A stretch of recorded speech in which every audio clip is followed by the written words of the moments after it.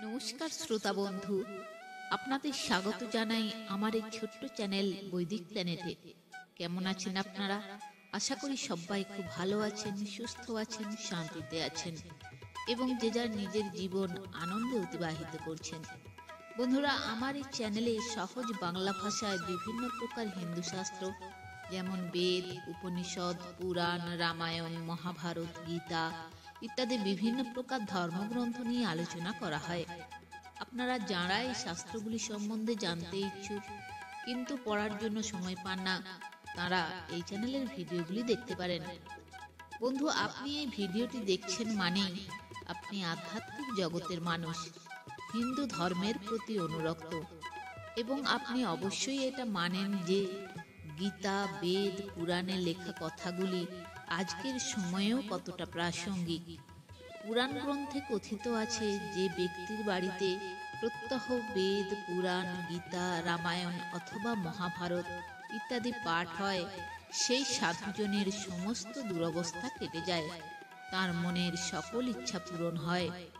তাই বন্ধুরা, আপনাদের কাছে অনুরোধ, ভিডিওটি স্কিপ না করে অবশ্যই পুরো ভিডিওটি শুনবেন এবং কমেন্টে আপনার মূল্যবান মতামত জানাবেন এবং চ্যানেলটি অবশ্যই সাবস্ক্রাইব করে রাখবেন এই ধরনের আরও নতুন নতুন ভিডিও পাওয়ার জন্য। তো বন্ধুরা, আজকে আপনারা শুনবেন বৃহৎ নারদীয় পুরাণ থেকে মিত্র সহের কথা। তো আসুন শুরু করা যাক। সুকৃতি সম্পন্ন সুত পুরাণ ভারতী যেসব বর্ণনা করে মুনি মহামতি, পুনরায় কৌতূহল হয়ে মুনিগণ জিজ্ঞাসা করিল পুনঃ বিশেষ কারণ। শুন মহাত্মন মোরা জিজ্ঞাসি তোমারে, সৌদাস রাজার বার্তা বল সাদরে। বশিষ্ঠের রোষে পড়ি সৌদাস ভূপতি, কেন তিনি পতিত হলেন শীঘ্র অতি। রাক্ষসত্ব কেন পান সে মহারাজন, কেমনে তাহার শাপ হইল মোচন। পবিত্র গঙ্গার স্পর্শে সেই নরপতি, লভিল কেমন মুক্তি কহ মহামতি। বিস্তারিত সব কথা করিয়া কীর্তন, আমাদের তৃষ্ণা প্রভু কর নিবারণ। মুনিদের হেন প্রশ্ন করিয়া শ্রবণ, বলিতে লাগিল সুত সানন্দিত মন। অবধান কর যত মুনি মহামতি, মিত্র সহ নামে ছিল সুদাস সন্ততি। সর্বধর্মে শিক্ষা লাভ করি বিধিমতে, হন তিনি গুণবান বিদিত জগতে। এই যে বিধাতা সৃষ্ট হন বসুমতী, পালন করিয়াছিল সগর ভূপতি। তেমনি পালন করে সৌদাস রাজন, সদা ধর্ম কর্ম পরে ছিল তার মন। পরিবেষ্টিত ছিলেন পুত্র পৌত্র লয়ে, সকল ঐশ্বর্য সহ সুশোভিত হয়ে। হাজার বর্ষ অতীব সুখেতে, শাসন করেন ধরা পুলকিত চিতে। একদা মৃগয়া বাঞ্ছা করিয়া রাজন, নিজ সঙ্গে লয়ে যত পাত্র মিত্রগণ। গভীর অরণ্যে রাজা প্রবেশ করিল, আনন্দেতে কত মৃগ শিকার করিল। হেনমতে 3 বর্ষ সৌদাস নৃপতি, মৃগয়ায় রত থাকে কাননে বসতি। এক বন হতে অন্য বনেতে গমন, কত শত মৃগ রায় করে অন্বেষণ। একদা মধ্যাহ্নকালে সূর্যের কিরণে, তাপিত হইয়া রাজা বিষাদিত মনে। ক্রমে পিপাসাতে তিনি হইয়া কাতর, বিচরণ করে ইতস্তত দণ্ডধর। ভ্রমণ করিয়া পরে কাতর অন্তরে, উপনীত পুণ্যতোয়া নর্মদার তীরে। স্নানান্নিক আদি তথা করি সমাপন, মহারাজ যথাকালে করিল ভোজন। রেবা নদী তীরে তিনি মুনিগণ শনে, শাস্ত্র কথা শুনিলেন পুলকিত মনে।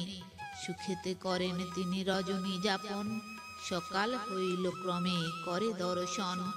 হরিষেতে প্রভাতেতে উঠিল রাজন, যথাবিধি প্রাতঃ কিয়া করে সমাপন।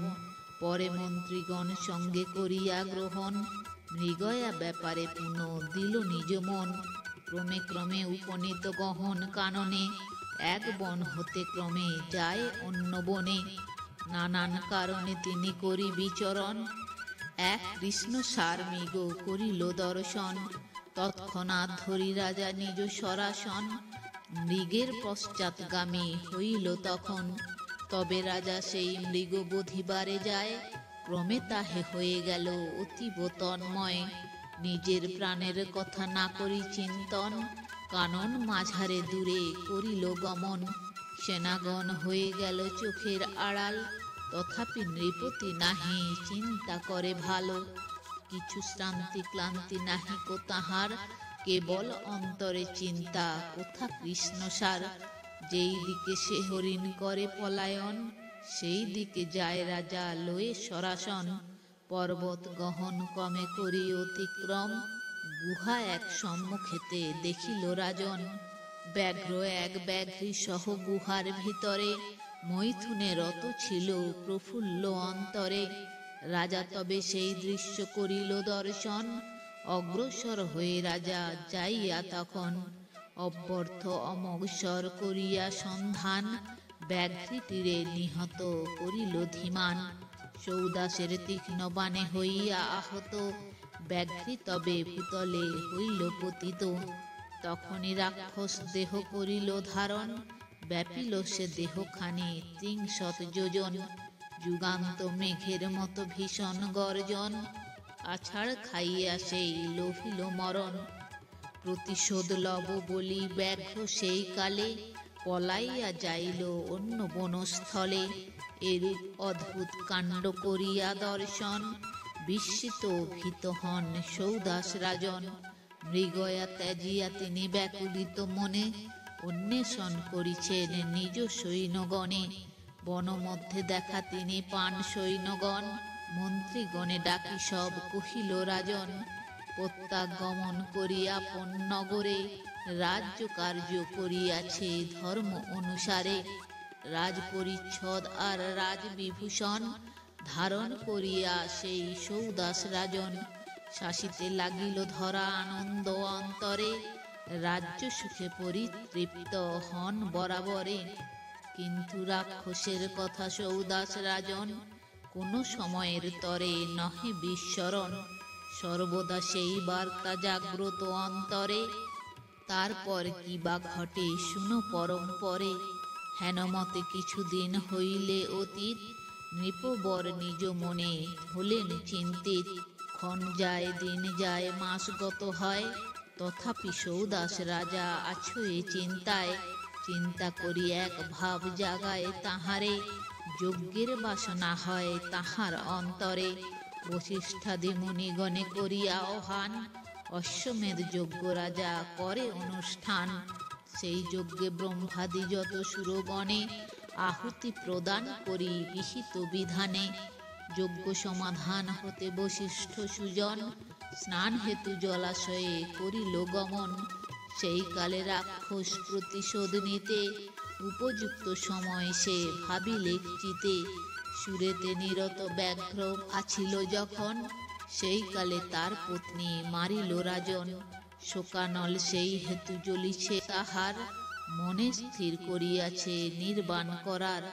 বশিষ্ঠের রূপ ধরি সেই দুর্জন, রাজপুরী মধ্যে আসি দিল দর্শন। উপনীত হয়ে তবে রাজার গোচরে, কহিতে লাগিল কথা সুমিষ্ট স্বরে। বলে শুনো মহারাজ বচন আমার, ভোজনার্থ মাংস যেন পাই গুণাধার। মাংস ভোজনের তরে হয়েছে বাসনা, করি তাহা আয়োজন পুরাও বাসনা। অবিলম্বে স্নান করি আসিতেছি আমি, মাংস আয়োজন যেন হয় রাজ্য স্বামী। এতেক বলিয়া দুষ্ট করিল গমন, পাচকের বেশ পুন করিয়া ধারণ। মানুষের মাংস কিছু লয়ে নিজ করে, উপনীত কিছু পরে রাজার গোচরে। রাক্ষসের মায়া বলে মুগ্ধ নরপতি, কিছু না বুঝিতে পারে অপূর্ব ভারতী। প্রতারিত হয়ে সেই দুষ্টের মায়ায়, প্রস্তুত সে মাংস লয়ে তবে গুণরায়। হিরণ্য পাত্রেতে যত্নে রক্ষণ করিয়া, গুরুর কারণে রহিলেন প্রতীক্ষায়া। কতক্ষণে আসে গুরু ভাবে মনে মনে, অতীব সন্তুষ্ট হবে যজ্ঞ সম্পূরণে। বোধ হয় কোনো বিঘ্ন না রহিবে আর, সুখে রাজ্য পালিবেন লইয়া প্রজাদের মনে তিনি আনন্দ দানিতে ভালো মন্দ আলোচনা করে মন্ত্রী সাথে বিলম্ব হেরিয়া রাজা বশিষ্ঠ কারণ এক দূতে জলাশয়ে করিল প্রেরণ সঙ্গে সঙ্গে আসি দূত সমাচার দিল স্নান সারি বশিষ্ঠ দ্বারেতে আসিল তবে রাজা ঋষিতরে হয়ে তরাগতি সেবার লাগিয়া যজ্ঞ করে মহামতি মনে ভাবে গুরুদেব সন্তুষ্ট হইবে তাহার উপরে আশিস বর্ষণ করিবে। তো বন্ধুরা, আজ এই পর্যন্তই।